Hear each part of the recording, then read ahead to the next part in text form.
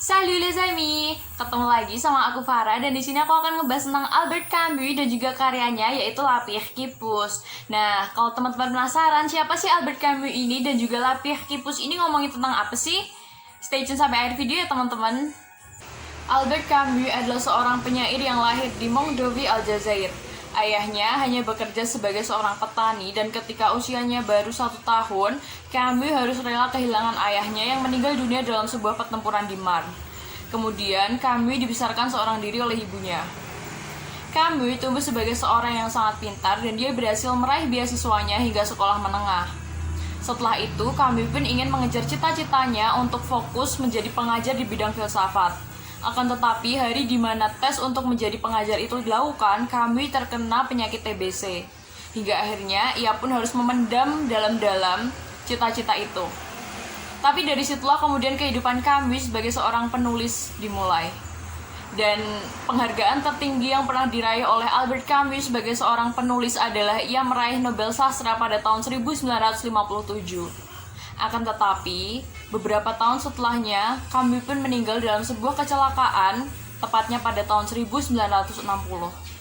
Oke, mari kita beralih ke dalam karya Albert Camus, yaitu La Pierre qui Pousse, yang juga merupakan bagian ke-6 dari buku L'Exil et la Royaume, yang terbit di tahun 1957.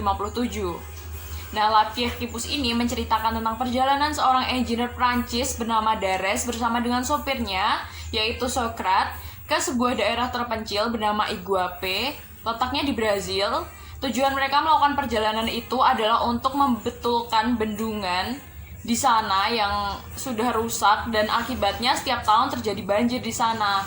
Nah, perjalanan ini pun menempuh jarak yang cukup jauh dengan berbagai rintangan.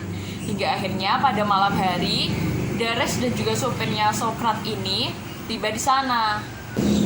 Keesokan harinya, Dares berjalan-jalan di daerah kumuh di sana dan juga ia menyempatkan diri untuk melihat bendungan yang akan dia perbaiki.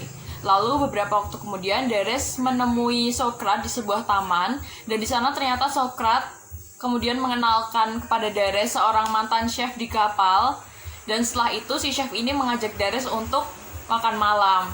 Nah, saat itu si chef menceritakan kepada Dares bahwa beberapa waktu lalu si chef ini tuh hampir mati tenggelam gitu. Nah, ketika ia hampir menemui ajalnya, si chef ini kemudian berjanji, ia berdoa kepada Tuhan kayak, "Oh Tuhan, kalau kau menyelamatkan aku berjanji kepadamu, aku akan mengangkat patung itu di atas kepalaku," yaitu patung yang disimpan di sebuah taman dengan berat sekitar 50 ton. Dan kemudian setelah mengucapkan itu, ternyata si chef bisa selamat. Dan setelah makan dengan chef itu, kemudian si Dares ini diundang untuk mengikuti upacara keagamaan. Nah, ternyata di upacara keagamaan itu adalah acara yang sama di mana si chef ini harus melaksanakan janjinya. Dia kemudian membawa patung di atas kepalanya untuk dibawa ke gereja.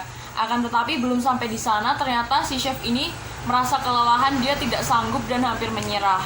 Kemudian si Dares ini membantu untuk menggantikan si chef untuk membawa patung itu.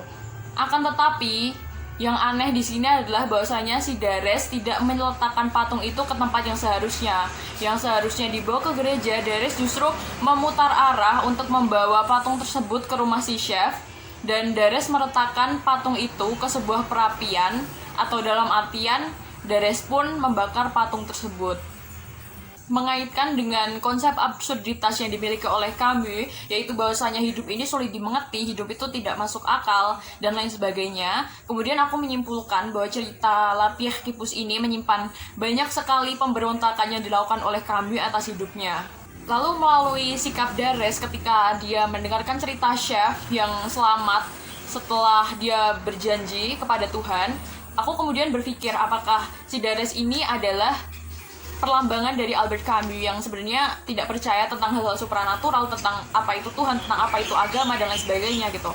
Nah, aku berpikir si Camus melalui Dares ini pasti mempertanyakan kembali gitu, siapa sih Tuhan, di mana dia ketika si chef berdoa, gimana tindak lanjut dia, apa yang dia atau Tuhan ini lakukan ketika si chef ini meminta bantuan kepadanya gitu. Ini cenderung tidak masuk akal, dan selamatnya si chef mungkin aja bisa dibuktikan dengan sesuatu yang lebih masuk akal lagi gitu. Lalu selanjutnya si Darius ini kan kemudian membuang patung yang seharusnya diletakkan di gereja atau di rumah Tuhan itu ke dalam sebuah perapian di rumah si chef sendiri gitu. Nah aku membayangkan kalau mungkin ini adalah salah satu cara kami melalui Darius untuk menunjukkan kepada kita gitu. Ya mungkin Tuhan itu emang gak ada, dan dan sikap-sikap yang telah dilakukan oleh si chef ini cenderung kayak menyakiti dirinya sendiri, kayak ngapain sih susah-susah untuk melakukan hal kepada sesuatu yang tidak pasti. Dan si Darius ini akhirnya pun menentukan pilihan hidupnya sendiri dengan membuang patung tersebut ke perapian. Oke, sekian video dari aku. Terima kasih sudah menonton sampai akhir. Sampai jumpa di video selanjutnya.